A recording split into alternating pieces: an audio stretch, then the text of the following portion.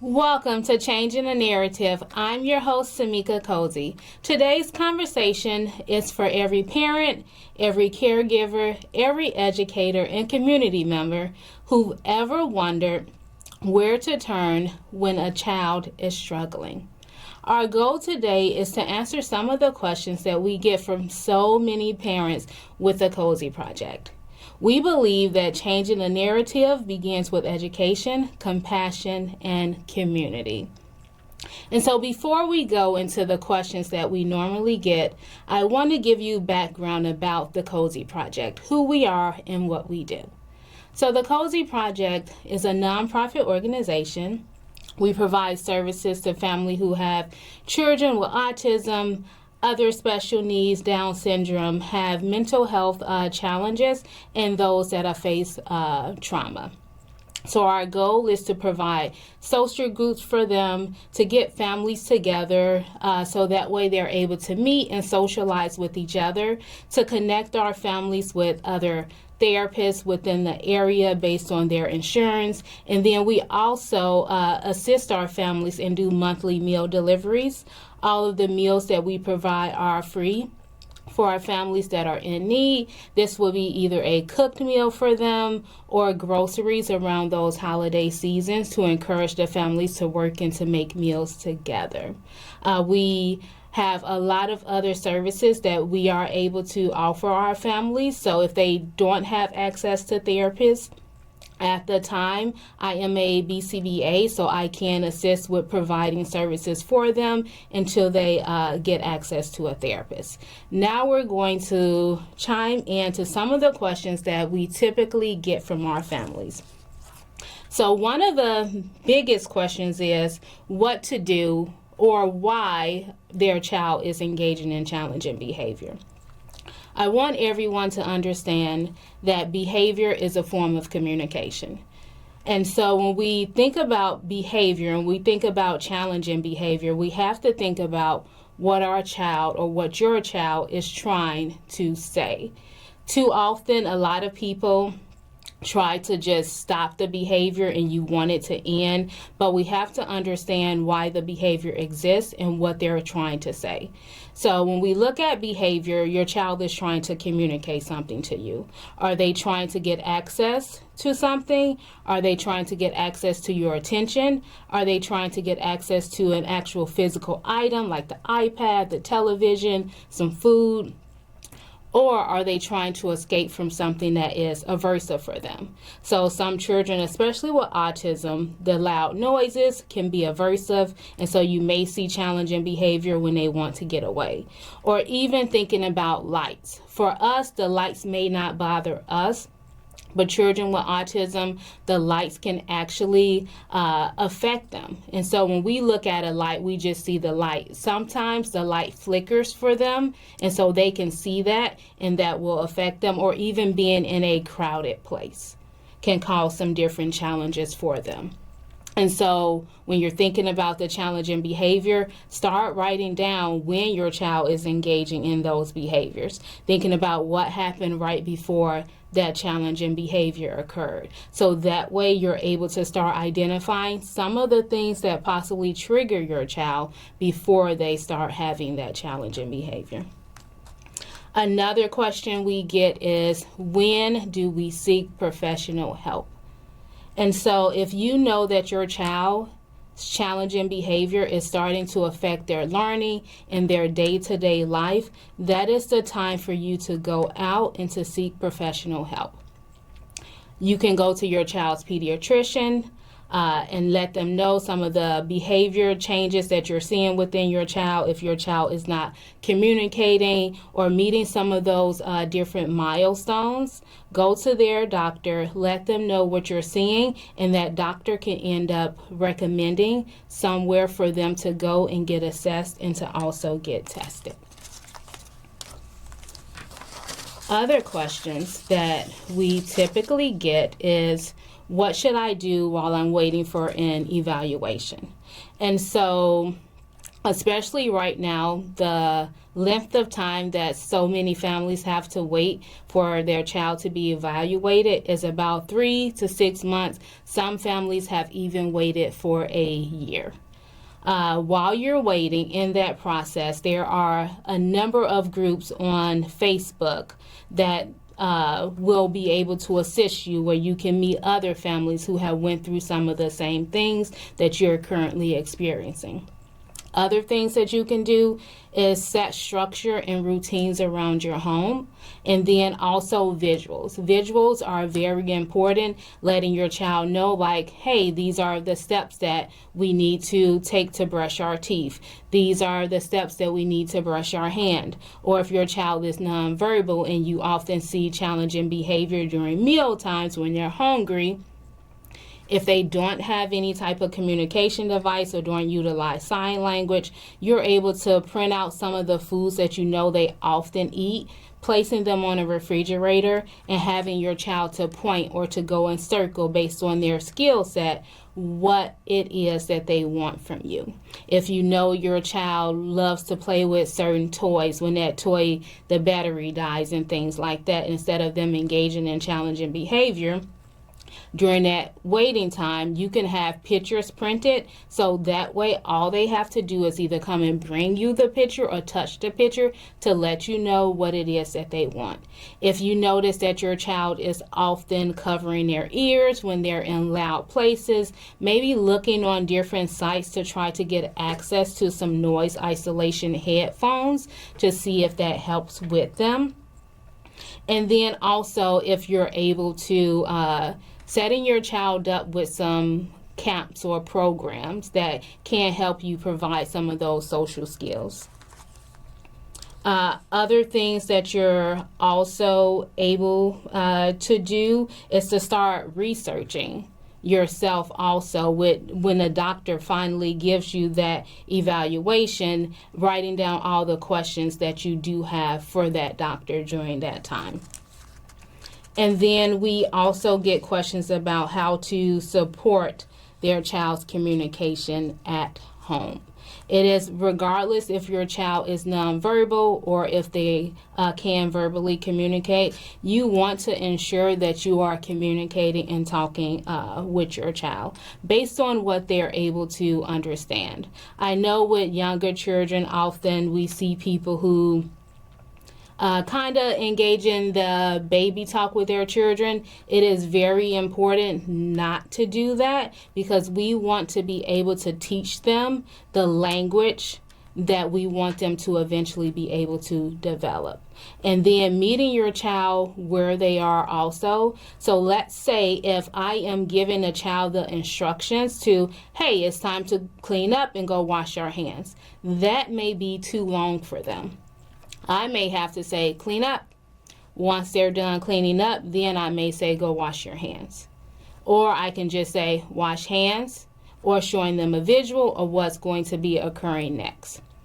And so that is going to be extremely important for your child also, to kind of increase that communication, so that way they can start understand some of those receptive instructions, and then starting to prompt them expressively, so seeing if they're able to communicate with you back. And then if your child is verbally able to communicate back with you, engaging in those back and forth conversations with them, setting up opportunities for them to engage in social play with peers, or even yourself as a family. That can be setting up some time on a Friday evening to play a board game with your child, working on turn taking, having them to make requests for, I want a turn, and then you can be like, whose turn is it now? And they can tell you it's your turn. Or if, let's say, you have a game, something is missing, having your child to identify what's missing and then going to find it.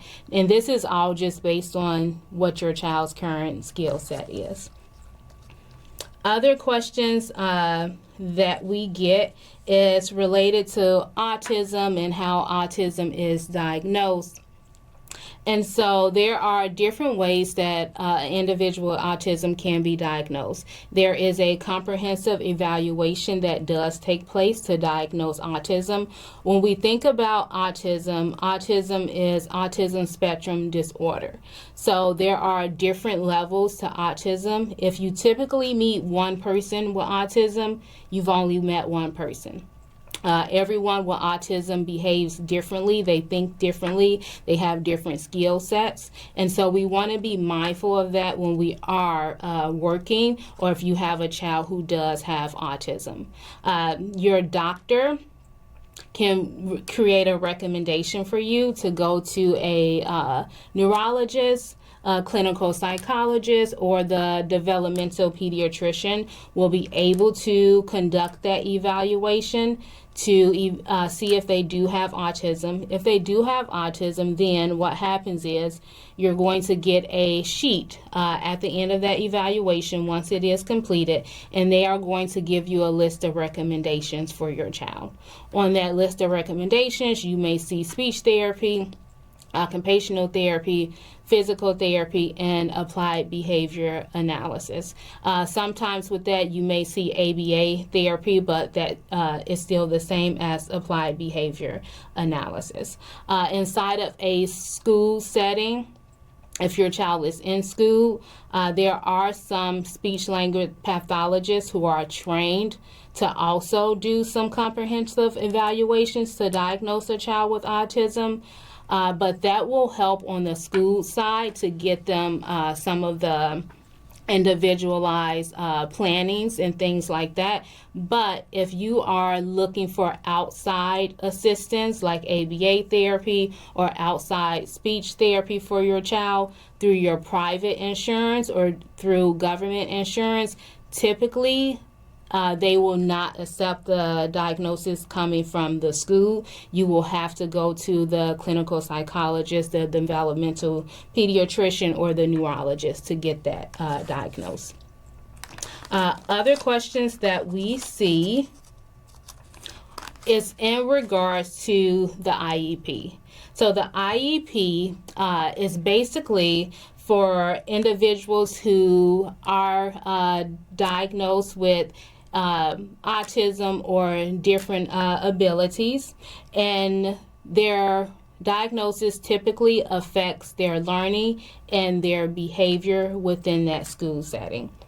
And so some families are wondering, what can I bring to an IEP meeting? What can I expect at the IEP meeting? And so I want families to know and to understand that in that IEP meeting, you are a part of that team. And so making sure that upon entering that IEP meeting, whether it is the first IEP meeting you've had, the second or the fifth one, writing down your questions, writing down notes. Before the IEP meeting, the team should provide you with everything that you need to know what current goals your child is working on, to know how your child is progressing, how many minutes of speech or OT or PT, physical therapy that they're going to be receiving, or if there's going to be any social work provided for your child. If you see accommodations not listed, like transportation or one-to-one paraprofession to work directly with your child, you are able to ask them about those things. Sometimes we get families who run into the issue to where they don't agree with their child's IEP. And so that IEP is a legal binding document. And so when we think about that, once you signed it and once they sign it, if they tell you that 30 minutes of speech is going to be there for your child once a week, one-to-one, that means they have to provide those services. So if you know that, hey, my child engages in high magnitude, challenging behavior, they engage in physical aggression often, you're often getting calls from the school, you have to leave work to come and pick them up, possibly seeing if the school or the district has a behavior specialist that can work with your child also. Or maybe your child needs someone to work with them one-on-one. So those are some things that you can go for and try to request from that school team. And then we also get questions about a lot of families trying to understand IEP and a 504 plan. So when we look at a 504 plan, the 504 plan, anyone with a disability can gain access to a 504 plan. And what that basically is it gives them different accommodations. So let's say if your child has a hearing, a visual, or any other type of learning impairments, maybe they need longer times to take the test. Maybe they need special seating arrangements. And so that 504 plan can get them access to that. But with the IEP plan, your child has to have a disability that's affecting their learning, and then the school team assess and evaluate them to make sure that they meet the criteria. And they have to also meet the criteria of the IDEA also. And so just making sure that we know both of those. Other things that our families ask us is, what if I disagree with the school's recommendation? And so if you disagree with that recommendation, at that time you can call for another meeting. You do not have to sign that IEP. I will also suggest finding a special education advocate to take to that meeting with you. And so having someone with a little more knowledge about that IEP, about the process, and then about how to read through that IEP is also extremely important. And then other questions that we get is, what services are available to my child after they are diagnosed? And so after your child is diagnosed, especially with autism, the doctor who diagnosed your child will give you recommendations for other specialists that you're able to go to. And so what you will do is contact your insurance to see who, based on what the doctor provided and recommended, who is in that network with your insurance company, and then contacting them.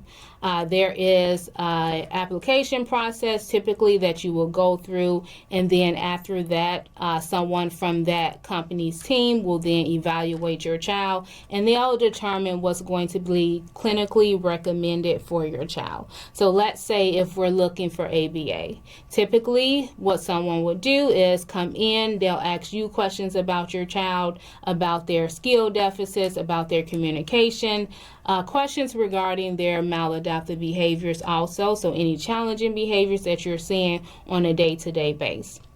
After that's complete, the next thing will be they will work with your child, evaluate and assess them just to determine where they are right now, so that way they can write and create a plan individualized for your child's learning. And the goal is to make sure that your child, we're putting in plans to make sure that your child is successful and that they're able to succeed. Other questions that we get in regards to autism, some of it we talk to. People have asked us what they can bring to an IEP meeting. Bring your notes. Bring everything that you do know about your child, what things that you have observed. Within a home setting, within taking your child out within the community setting, just to make sure you have everything down. And then if you've reviewed the IEP, bring your questions. You do not have to show up to an IEP meeting alone. If you have family members who are there to support you, seeing if one of your family members or a friend can come in and support you. If you look on Facebook and other social media outlets, if you put in special education advocates, there's a lot of special education advocates that will come to IEP meetings for free just to assist you and just to make sure that the plan that's written in place is individualized and just for your child. Other questions that we get in regards to this will be what type of things that their children can do within a community. So there are a lot of different programs out there for children who have autism. So if you're looking at an after-school program or a swim program, making sure that they understand that your child has autism, and knowing, especially if your child has different behavior or communication challenges, letting them know so that way they know that if they have the staff available to go and to work with your child also. I will say for me in the past, working with different families, especially little boys who are very active and engaged in some physical aggression, putting them in classes like karate so they learn that structure and things like that. So when they know when to I can only engage in this type of behavior when I'm in karate versus at home or at school. Other families have also asked to where they can find support. That's where we are with the Cosey Project. So one of our biggest goals is to make sure that we're able to provide support for the families that we do work with. And so what that looks like is there are times to where I may check in with families, may do Zoom calls with families, or come in to do an observation with families just to see exactly where their child is and helping them along the way with some parent training. There's also organizations that offer workshops for parents to come in. Some of those workshops are totally free. And then if your child is receiving any outside service, so like ABA, speech therapy, the individual who is supervising that case for your child should also be providing training for you. And so what that means is everything that they're working on with your child, they're also going to teach it to you. So when they leave, you're still able to implement all of those goals and targets with your child. Last question, some of our families looked, or when we meet people, is how can we become part of the Cosey Project family? And so typically on the Cosey Project, on Contact Us, there is a Contact Us area where families can go in, fill out information, and that way we're able to reach back out to them. And then every month we have different social activities, whether it is a field trip, whether we're all meeting and having a meal at the library, or whether we're honoring a mother or father. We typically post that on our Facebook page. So if you go on Facebook and go type in the Cosey Project, you'll be able to see all of our events that we are hosting. And everyone is always welcome and invited. You do not have to RSVP for any of those events. And so with that, I want to make sure that everyone is able to get the access that they need for their child and get the help that's necessary and needed and all the support. I want to thank everyone for joining us today on Changing the Narrative. We hope that today's conversation has answered some of your questions, and I encourage all of you to ask more questions. If you have questions that did not get answered today, or there's more that you want, you can reach us at thecoseyproject.com or send us an email at thecoseyproject@gmail.com. Let us know the questions that you have, and we'll be sure to answer them the next time. And just always remember that together we can build stronger communities, stronger families, and a future where every child has the opportunity to thrive. And remember, nothing changes if nothing changes. Let's continue to change the narrative.